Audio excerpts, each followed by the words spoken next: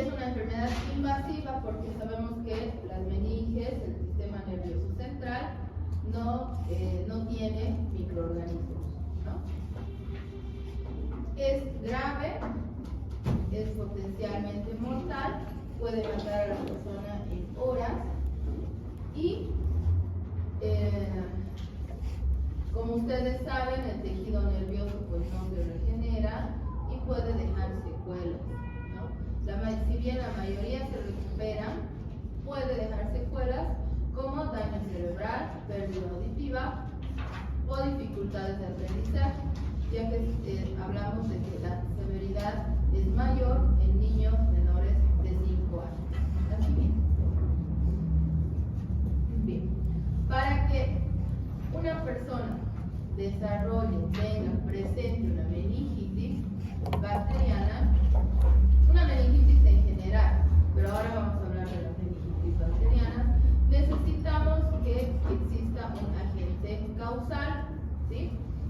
En otra diapositiva vamos a ver cuáles son los más frecuentes y son, en este caso, pues bacterias, ¿no? Streptococcus pneumoniae, Haemophilus influenza, que ya los hemos visto, y el meningococo, que es de la Neisseria meningitis. Necesitamos que exista un reservorio. Un reservorio, sabemos, una persona que tiene al microorganismo y no presenta patología, ¿sí? No presenta la enfermedad. En este caso, el hábitat del meningococo es la nasofaringe, la mucosa de la nasofaringe, ¿sí? Quiere decir que si vive ahí, ¿sí? Que si vive ahí, cualquier emisión de aerosoles, de gotitas respiratorias, estornudos, tos y demás, es la puerta de salida, la vía aérea. ¿Ya? La vía aérea. Aquí ya no hay sol, se pueden quitar las gorras. Tiene que existir un mecanismo de transmisión. Para los que están llegando, estamos tomando apuntes. Tiene que existir un mecanismo de transmisión, que va a ser contacto directo, enseguida lo vamos a ver, ¿ya? Y tiene que ingresar por algún lado, ¿sí? Esto es el ciclo de una enfermedad infecciosa. Tiene que ingresar y también va a ingresar por la vía aérea, ¿ya? Pero si esto fuera así, todos estaríamos enfermos, ¿verdad? Todos estamos en contacto directo, todos estamos en contacto con otros, con las secreciones respiratorias de muchas personas. ¿Ya? ¿Ya está la lista? ¿De este lado? ¿De este lado? ¿Quiénes han llegado?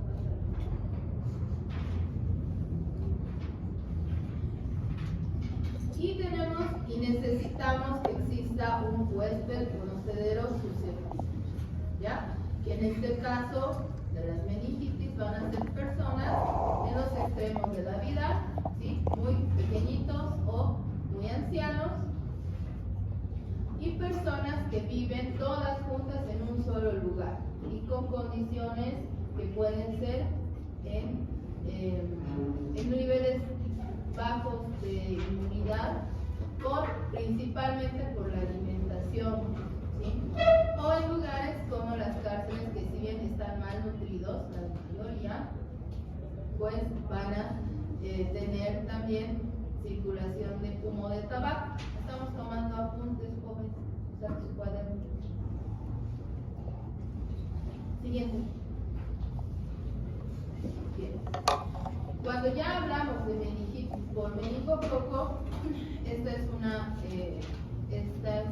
lámina está en la página de la OPS.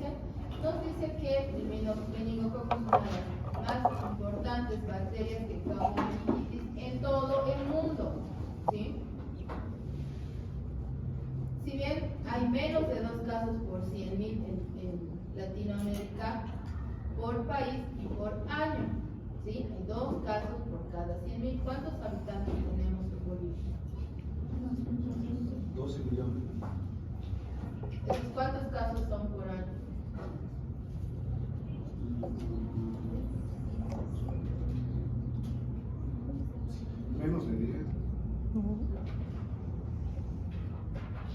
En 1 millón hay 20. 20 por 12.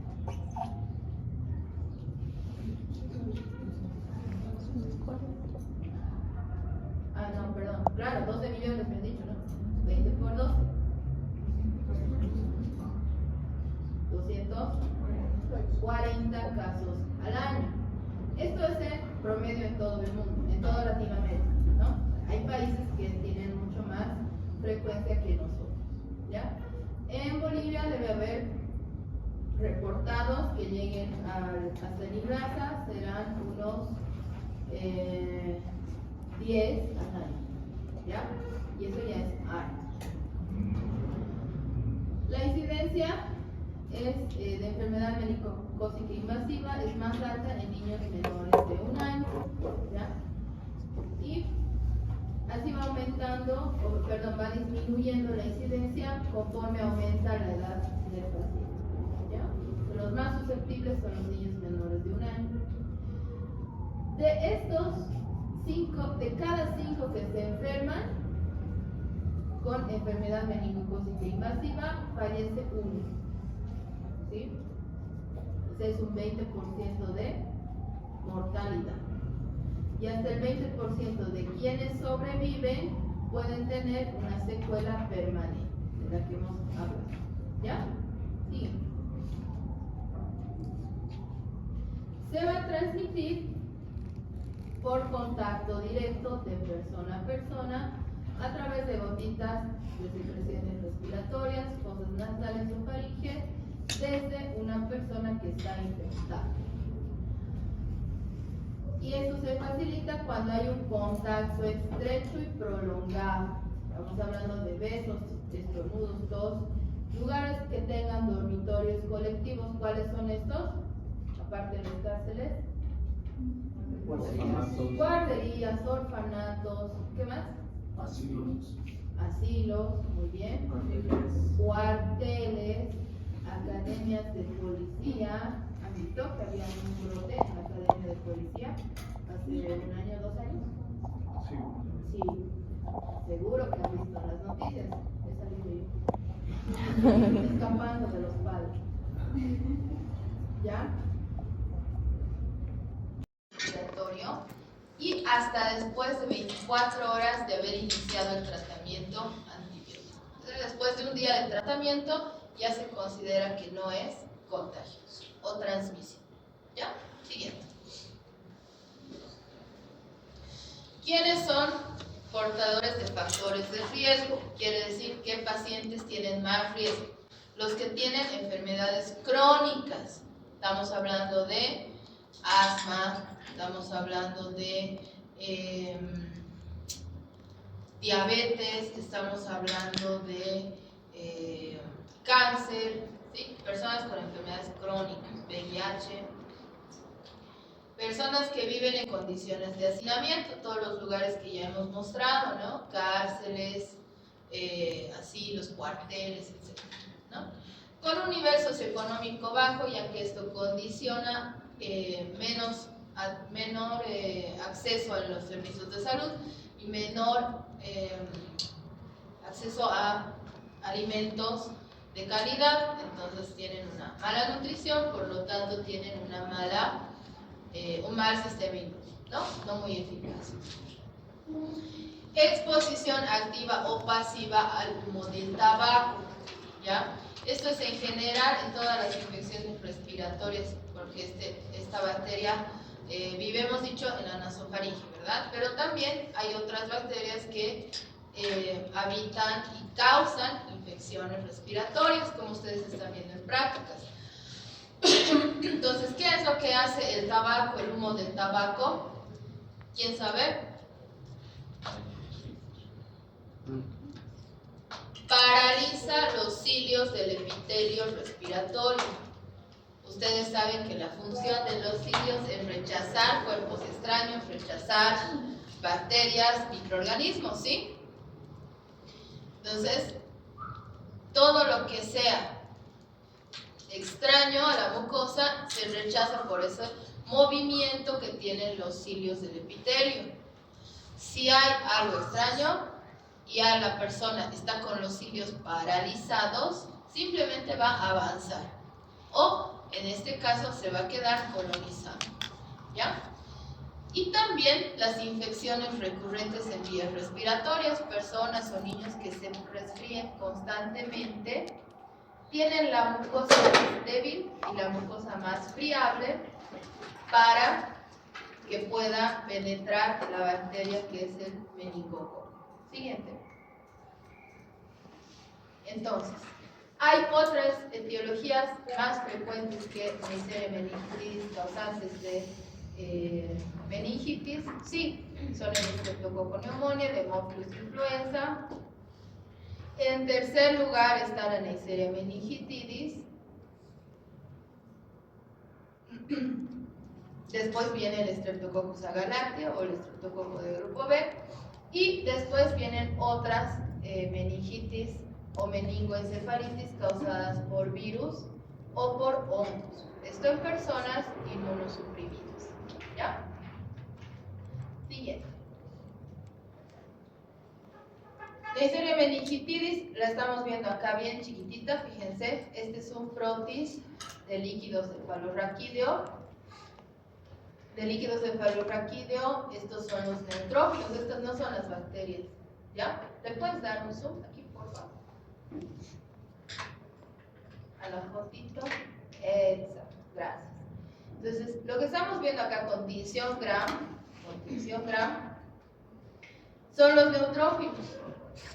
Los polimorfonucleares, estos son sus núcleos. ¿Ya? Y acá, si se fijan, son parejitas de coquitos, son diflococos, arriñonados, ¿Gram qué? Negativos, muy bien. ¿No? Entonces, están dentro. ¿Se ha fijado? Está dentro del polimorfonuclear. Los áfagos están. Y así los encontramos en el frotis del sedimento del líquido cefalorraquídeo. ¿Ya? Quítale el zoom. Este líquido cefalorraquídeo, gracias, se siembra, ¿sí?, en un agar sangre o un agar chocolate. En realidad, cuando tenemos una muestra de líquido cefalorraquídeo, se siembra en ambos, en sangre y chocolate, porque, bueno, la Neisseria va a crecer en ambos, pero el Haemophilus solo va a crecer en el chocolate, porque es más exigente que los otros dos. ¿Ya? Entonces se siembra y se incuba a 35 grados centígrados con 5% de CO2 en agar, sangre y chocolate, y vamos a tener colonias grandes, grisáceas y mucoides, ¿sí? Principalmente en agar chocolate. Y en el agar sangre van a ser un poquito más translúcidas, como gotitas de rocío, pero también es como salpicaditas, como las están viendo ahí. ¿Ya? No son hemolíticas y nada, no tienen hemólisis. Siguiente. Neisseria meningitidis, las pruebas bioquímicas las vamos a ver en diagnóstico. ¿Ya? Neisseria meningitidis es es portadora de cápsula. ¿Sí? Esta cápsula polisacárida le da el serogrupo, ¿sí? Entonces, el serogrupo yo puedo determinar la patogenicidad, puedo determinar a veces la resistencia, ¿sí? Y básicamente me sirve de dato epidemiológico, ya que existen vacunas que no se administran dentro de todo el programa, ¿sí? No son obligatorias. Son vacunas privadas, ¿sí?, que se compran, o que cuando hay un brote se hacen llegar de otro país. ¿Ya? Para el personal de salud principalmente, si es un brote importante, ¿no? Después se hace otra cosa, que después de esto. Tenemos 13 serogrupos de meningococo, sea, existen 13 serogrupos, pero de esos 6 serotipos son los más asociados, a enfermedad en humanos, ¿ya? Y son el A, el B, el C, el W, pero no solo el W, sino el W135, ¿ya? El X y el Y. Son los que causan enfermedades. Sigue. ¿Cómo o con qué causa enfermedad Neisseria meningitidis? Pues, primero su cápsula. Su cápsula tiene la función, es polisacárida y tiene la función de proteger a la bacteria de la reacción inflamatoria. ¿Esto qué es? La fagocitosis, ¿no? Evade la fagocitosis. Y en especial el serogrupo B, es el más patógeno, el más virulento, ¿ya? ¿Nadie más en la lista?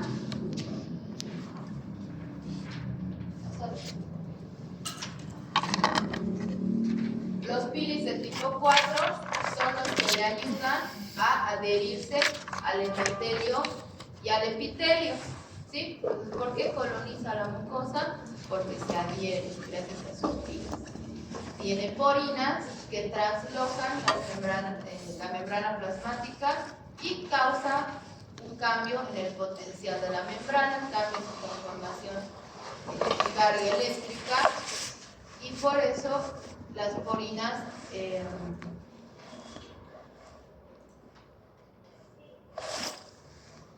son un factor de patogenicidad en la membrana de la célula huésped, ¿ya? La proteasa de IgA, sabemos que la inmunoglobulina A es el anticuerpo que reviste a las mucosas, ¿verdad? Entonces, lo que hace la proteasa es inactivar, romper la IgA para que pueda colonizar tranquilamente la bacteria. Y las proteínas de clase 5 facilitan la interacción con las células epiteliales. Siguiente. ¿Cómo es que se produce la enfermedad? Hemos dicho que es una bacteria invasiva que coloniza la glandofaringe, ¿verdad? ¿Cómo llega desde ahí hasta las meninges? Fíjense, este es el epitelio respiratorio, ¿no? Ciliado. Se adhiere al epitelio, la bacteria se adhiere al epitelio, ¿y quién viene? Los fagocitos. Los fagocitos, llámense estrófilos, ¿sí? Porque son los que atraviesan, ¿verdad?, el epitelio. Fagocitan a la bacteria, pero hemos dicho que esta es fagocitada, pero no se deja matar, ¿verdad? Su cápsula no permite que sea destruida. Pues también ingresa a la célula epitelial. Por cualquiera de estas dos vías, logra atravesar con sus porinas, con sus proteínas, sus enzimas, logra ingresar por debajo de la lámina basal, ¿sí?, donde están circulando los capilares sanguíneos, y solamente pasa entre el endotelio, se adhiere al endotelio y empieza a circular, y la sangre, que es estéril, ¿verdad?, pues sirve de sustrato y empieza a multiplicarse. Al ser un gram negativo, las bacterias pues tienen su ciclo celular, ¿verdad? Mueren y liberan su lipopolisacárido. ¿Su lipopolisacárido qué es? La endotoxina. Y esa endotoxina va a estimular al factor de necrosis tumoral, y también va a hacer que se infiltre al tejido meningio, ¿sí? Va a llegar a las meninges por la circulación, y también va a llegar a áreas distales, estoy hablando de vasos sanguíneos, ¿sí? Y va a causar un daño en la piel, o sea, en los capilares, va a haber una trombosis en estos vasos pequeñitos y obviamente al haber reacción inflamatoria frente a la bacteremia se produce una septicemia. A eso llamamos enfermedad meningocócica invasiva, ¿ya? Entonces, esa bacteria puede ingresar hasta, si el paciente no tiene bien establecido su sistema inmune, no tiene buenas defensas, buena alimentación, esta carga bacteriana es alta, ¿sí? Ingresa al torrente sanguíneo y eso se llama septicemia. En el caso del meningococo se llama meningococcemia, ¿sí? La sepsis producida por meningococo se llama meningococcemia, ¿ya? Entonces, ¿qué tejidos va a infiltrar? Las meninges, los vasos sanguíneos pequeños y la circulación. Siguiente. Clínicamente, vamos a ver que puede presentarse como meningitis, meningoencefalitis o enfermedad meningocócica invasiva, ¿sí? Que va a ser diferente dependiendo de la edad del paciente. Si es menor de un año, los niños pequeñitos, sabemos que no tienen cerrada todavía las fontanelas. Entonces, al haber una inflamación en las meninges, esa fontanela se va a bombar. La irritación de las meninges y por tanto del tejido cerebral va a causar convulsiones. No va a querer comer, pérdida de apetito, irritabilidad sin justificación, otra justificación, no tiene hambre, no quiere bañar, no quiere jugar, no le duele, sino que está irritable por el proceso inflamatorio. Después se vuelve a letargar, duerme y eso no es normal en los niños pequeños, ¿verdad? Y puede tener vómitos, o sea, no tolera el alimento. Y un 20%, como hemos dicho, tienen secuelas. Puede haber una meningitis sola o meningitis con meningococcemia, que hay más signos y síntomas meningios y alteraciones del líquido cefalorraquídeo que tengan o no bacteremia, ¿no? Entonces estarán dando cuenta qué muestras tengo que tomar sí o sí en estos casos, ¿verdad?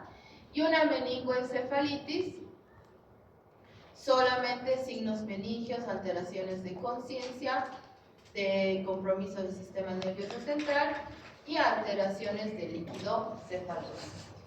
Sí.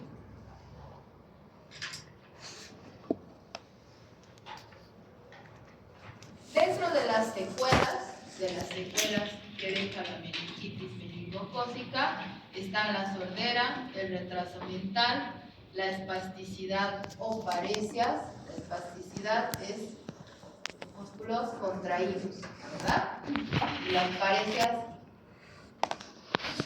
paresias como adormecimiento, ¿ya? Y las convulsiones. Entonces fíjense que él tiene pocas secuelas, pero es el segundo más letal, ¿no? Siguiente. Ahora sí, ¿cómo realizamos el diagnóstico? Este diagnóstico tiene que ser rápido, porque hemos dicho que el primer día sin tratamiento se muere, ¿verdad? Siguiente. Una vez que hemos detectado clínicamente, voy a obtener muestras de líquido cefalorraquídeo y de sangre, o sea, se hacen cultivos de sangre, hemocultivo y cultivo de líquido cefalorraquídeo, ¿ya? Se toman 3 tubos, o sea, en la muestra de líquido cefalorraquídeo tiene que ir en 3 tubos. ¿Han visto en toma de muestra, verdad? Entonces, estamos hablando más o menos en gotas, 1 ml, 2, 3, 4 ml mínimamente es lo ideal para un buen diagnóstico. Un ml se va a la química para determinar niveles de glucosa y de proteínas en líquido cefalorraquídeo. O 2 ml se van a microbiología para hacer gram y cultivo. Y se puede hacer también acá aglutinación, inmunocromatografía, que son pruebas rápidas, o PCR, que son pruebas moleculares. ¿Ya? Y el otro ml es para el citológico, que es para el recuento de leucocitos, que no tiene que haber leucocitos, ¿verdad?, en el líquido cefalorraquídeo, y el diferencial, si es que existen estos. ¿Ya? Entonces, estos tubos tienen que ser transportados de inmediato a temperatura ambiente y no tiene que pasar más de 1 hora entre que se toma la muestra y se procesa. ¿Ya? Escriban porque si no se van a dormir como la señorita.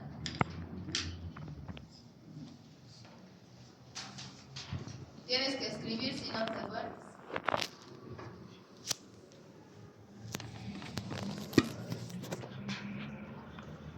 Y es necesario siempre hacer cultivo, recuperar a la bacteria en el cultivo, ¿sí?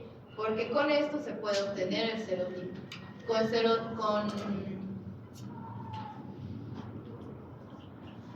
Con PCR o con pruebas rápidas yo no puedo determinar el serotipo. ¿Ya? Siguiente. Para hemocultivos, generalmente vamos a hablar en pediatría, en adultos es 1 en 10, ¿verdad? Son 10 ml para 100 de caldo. Pero en niños es distinto, porque no hay niños chiquitos y hay niños grandes, ¿verdad? Entonces, estos hemocultivos se toman de acuerdo al peso de los niños. Menos de 1 kilo, de 1 kilo a 2, de 2 a 12, de 12 a 36 y más de 36 kilos. ¿Sí? Se considera que tienen una volemia de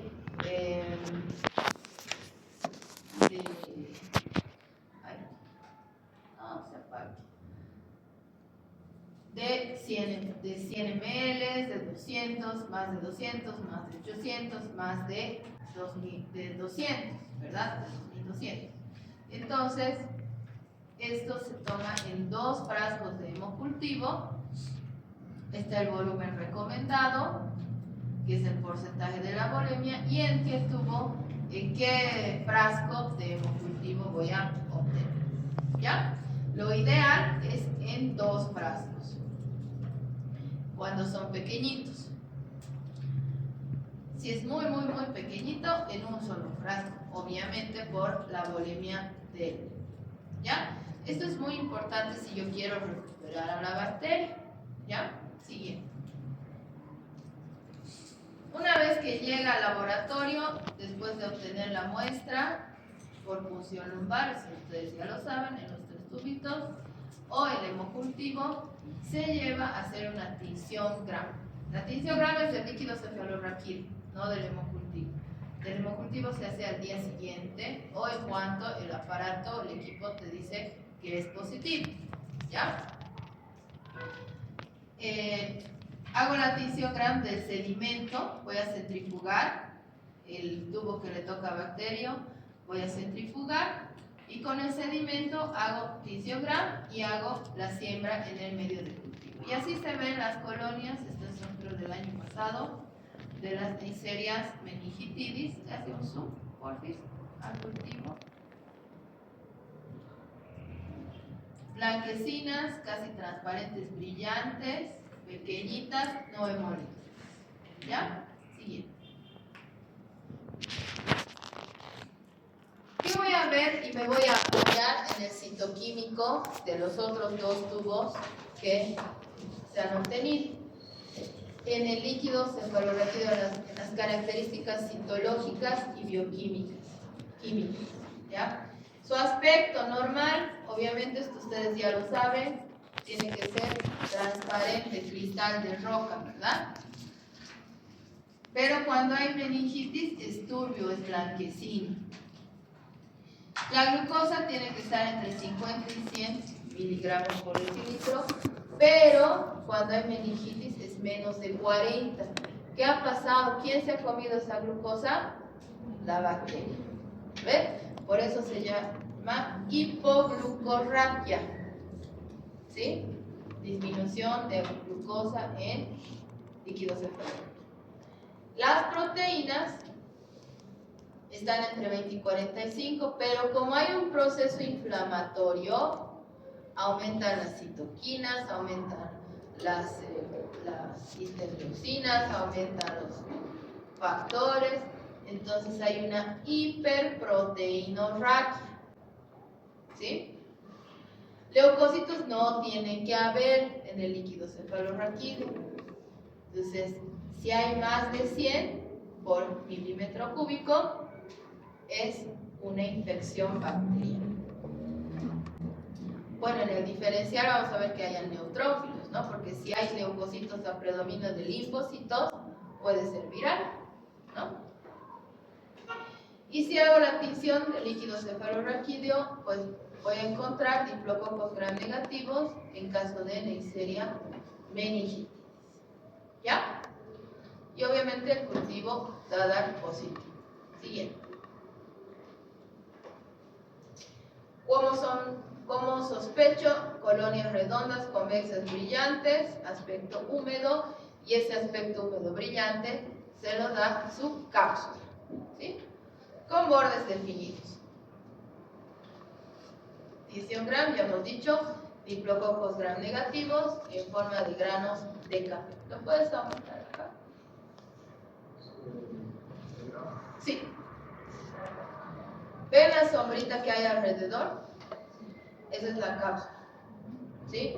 Entonces es una refringencia que a veces puede ver en la tinción, ¿ya? Pero sí son dos granitos de café, ¿no ven? Dos riñoncitos. Exacto, así se ve. La siguiente. Una vez que tengo las colonias aisladas, le hago las pruebas de catalasa y oxidasa. ¿Sí? Catalasa positivo, oxidasa positivo. Esta es igual una muestra de Santa Cruz, me parece. Una cepa de Santa Cruz que ha burbujeado inmediatamente y eso es catalasa positivo con el peróxido de hidrógeno, ¿verdad? Y la oxidasa con el reactivo oxidasa es un papel filtro que está ya impregnado. Solamente pongo con la colonia, con un palito, con un aplicador. Impregno acá mi colonia y me da color morado, eso es oxidasa positiva. Y hago fermentación de azúcares, es una bacteria fermentadora de glucosa, porque hemos dicho que consume toda la glucosa del líquido cefalorraquídeo. Y también de maltosa. Y esto me ayuda, bueno, a diferenciar de otras neisserias y de las moraxerias. ¿Ya? Entonces solo fermenta glucosa y maltosa, no así lactosa ni sacarosa. ¿Ya? Por eso estamos viendo la diferencia de color. ¿Ya? Sigue.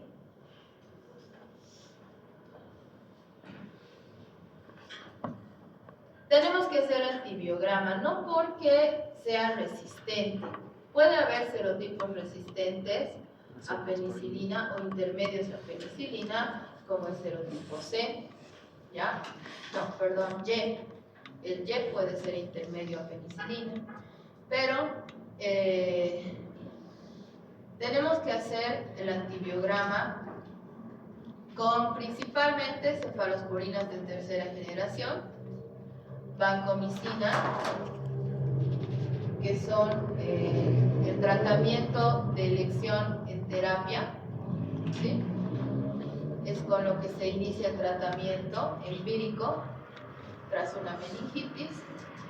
Y si yo le doy el resultado rápido de la tinción gram, le digo es un es un diplococo gram negativo arriñonado, al médico ya sospecha y ya tiene que iniciar el tratamiento antibiótico, ¿no? O si es un neumococo, también se puede ver en la tinción, ¿ya? Pero también pongo acá discos antibiograma de ciprofloxacina, de acitromicina. ¿Por qué? Porque estas dos drogas se utilizan en la quimioprofilaxis de los contactos cuando hay un brote, ¿sí? Cuando hay un brote en la cárcel, en la academia, en el orfanato, en el kinder, en la guardería, se bloquea ese brote. A todos los que estén dado en contacto se les da una dosis de ciprofloxacina, ¿no? Es lo que está establecido en el protocolo de epidemiología. Se les da una dosis y con eso hemos dicho que al día siguiente ya no es transmisible. Está bloqueando el brote. Y las penicilinas siempre se hacen por concentración inhibitoria mínima, que este es el Epsilon test, ¿ya? Y me dice exactamente cuál es la concentración y yo interpreto sensible, intermedio o resistente para informar y que no utilicen penicilinas o no utilicen cefalosporinas, sino suban un nivel, ya sea a macrólidos, ya sea a quinolonas, ya sea a meropenem, digamos. ¿Ya? Dale, siguiente. Les decía que estas cepas siempre hay que mandar al laboratorio de referencia para su serotipificación, para saber qué serotipos están circulando. En Santa Cruz, por ejemplo, circula el C.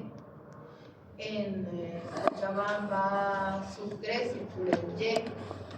Aquí en La Paz creo que también el C. Hasta ahora no hemos visto B ni A. El W sí, una vez. Pero esos son los más frecuentes, el Y y el C. Su cápsula polisacárida, fíjense que tiene dos tipos de ¿dónde estamos? Serogrupos. Es un poquito más complicado, ¿sí? No solamente es B, no solo C. Dentro del B hay un tipo 4 y hay un subtipo, ¿ve? Entonces, esta es la combinación que utilizan para fabricar la vacuna. Entonces, nosotros simplificamos y hacemos las pruebas con los 6 antisueros grandes, ¿sí? De los serogrupos. Entonces, estas combinaciones, estas fórmulas antigénicas, son las que utilizan para fabricar la vacuna. ¿Cómo hago? Pues fíjense que aquí tengo estas plaquitas con círculos oscuros, ¿verdad? Ahí yo pongo una suspensión de la bacteria, pongo una gotita de cada antisuero, mezclo y fácil. Veo acá si hay aglutinación o no hay aglutinación. Izquierda hay aglutinación, derecha no hay aglutinación. Como grupo sanguíneo, han hecho todos los grupos sanguíneos. Han visto que es aglutinación, lo mismo. Es una reacción antígeno-antígeno. ¿Ya?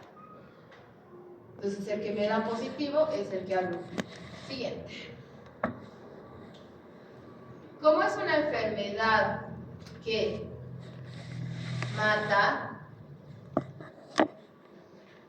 tratamos de que los laboratorios de los hospitales tengan pruebas rápidas o tengan PCR hasta que salga el cultivo, ¿ya? Las pruebas rápidas que utilizamos actualmente, estas que tienen más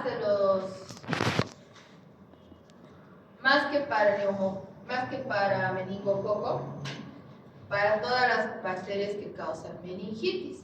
¿Quieres hacerle zoom aquí, por favor? Sí.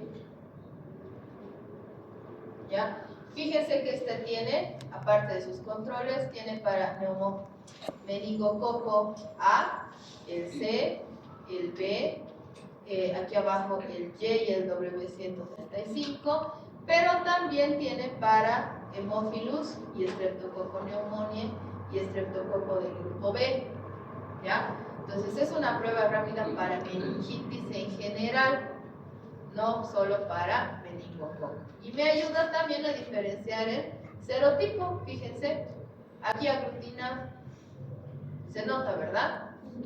Sí, por aquí no, aquí tampoco. Entonces, existen estas pruebas para hacer un diagnóstico rápido. Esto se puede hacer tanto con colonias como con líquidos cefalorraquídeos. ¿Ya? Siguiente, no mentira, solo exacto. Y la PCR en tiempo real, multiplex es la que utilizamos nosotros para los 3 microorganismos, neumococo, hemófilus y meningococo. ¿Ya? Entonces acá está positivo en meningococo. Entonces se puede ver en tiempo real, tarda 3 horas. ¿Sí? Tarda 3 horas en decirte si hay o no hay el material genético de meningococo. ¿Ya? Siguiente. Lo que me faltó poner en la presentación, chicos, es la prevención. ¿Sí? El tratamiento se lo da en función del antibiograma, nada más. Y la prevención está dada por evitar los lugares hacinados, ¿no? Controlar los brotes, porque estos brotes son inevitables en lugares hacinados. ¿Sí? Va a haber de vez en cuando una persona, ¿por qué? Porque el 30% de la población estamos colonizados. La bacteria está circulando, ¿ya? Y esto obviamente se transmite más rápido en lugares en los que están mucha gente concentrada por mucho tiempo. Entonces, la vacuna no está disponible en el sistema público. Hay vacuna privada, no sé cuánto cuesta, ¿no? Pero solo se vacuna cuando hay contención de brotes, de un brote muy grande, y cuando no hay la vacuna solo se hace quimioprofilaxis. ¿Ya? Entonces, en lugares hacinados, sí, una persona que esté resfriada, que pueda ser más fácil que se transmita o que se enferme, ¿sí? Que ella transmita a otros susceptibles o que alguien que está en contacto le transmita porque tiene la mucosa irritada, más fácil de colonizar y de invadir, pues es el uso de barbijo, ¿no? No estoy diciendo que usen barbijo todo el tiempo y en todo lugar, ¿no? Pero sí en lugares hacinados, a personas que fuman mucho, ¿sí? Ya sea el fumador o el que vive con el fumador es más susceptible, y hemos visto, ¿verdad? Y eso es el tema. No sé si tienen preguntas. Sí.